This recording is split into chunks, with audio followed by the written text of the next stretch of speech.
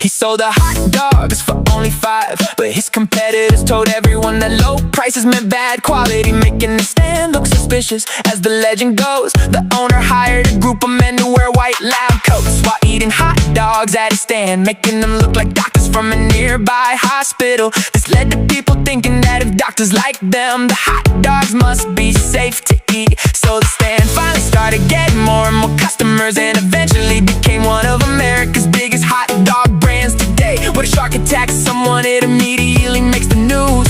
Because of this, you might think they're really deadly, but sharks only kill about 10 people each year. Now snakes are much deadlier, killing about 10,000 times that amount of humans, or even worse, murdering about 400,000 other humans each year. But the true champion of death is the tiny mosquito. Its bites spread diseases that cause over 700,000 deaths every year, making it the deadliest animal in the world by far. She scribbled on an egg, then put it right back inside the chicken. A few hours later, the hen laid the same egg again with the words, "Christ is coming." She claimed to have power, saying her chicken had been blessed. People came from miles away to see it, paying her coins just to watch the holy bird. Now she wrote on every egg herself and sold fake potions to anyone who believed her, until one killed a woman and she was hanged for murder. But people still wanted her power, so they bought pieces of her skin as charms to keep evil away. He got in and the barrel fell from 180 feet as the crowd watched. You see, the year before he had performed a similar stunt over Niagara Falls and survived. So he set up a pool inside a massive stadium, fully convinced he could cheat death again. But as he landed, the barrel hit the side of the pool and the impact crushed his chest, belly, and fractured his skull. Assistants had to cut him out before medics could reach him, but his injuries were too severe and he died later that night.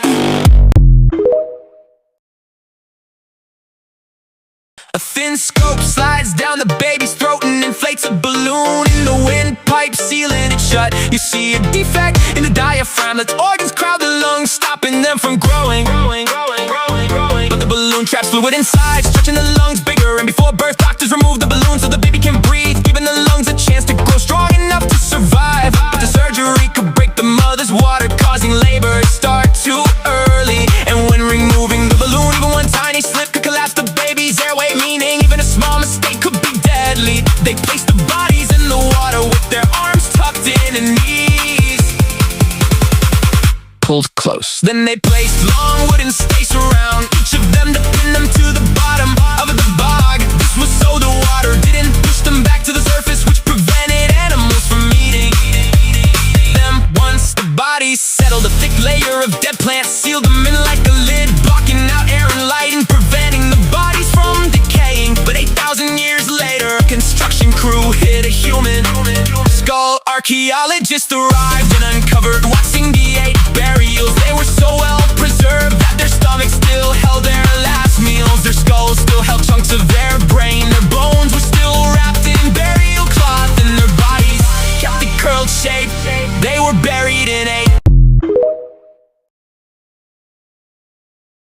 The dogs would poop in the streets and soon the city was covered in it. So officials set up special checkpoints, and anyone who handed in poop was given a lottery ticket. Citizens rushed to pick up the poop, collecting over 14,000 bags of it. And when the raffle was drawn, the winner received a bar of real gold, all because she turned in. He filled a long tube with water in his front yard, and he added more tubes until his entire house was surrounded in floodwater. Began to rush into the neighborhood. Other homes were damaged, but at his house the gallons of water in the tubes made them incredibly heavy, too heavy for the water to push through. The flood hit the barrier and flowed around it instead. When it finally ended, nearby homes were destroyed, but his house stood dry, saved by water.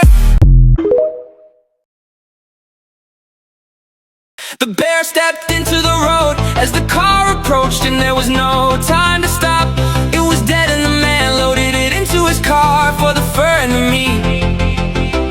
But he drove to a steakhouse for dinner and then needed to catch a flight. He couldn't leave the bear in his car, so he thought it would be funny to drag it into Central Park and lay it next to an old bicycle. But next morning, a woman walking her dog found it. Now police confirmed it had been hit by a car, but the case went for years until a journalist confronted him, and RFK called it a prank gone wrong. He opened the smoker and found a human leg inside. Years earlier, a man was injured in a plane crash, and after his leg was amputated, the doctor let him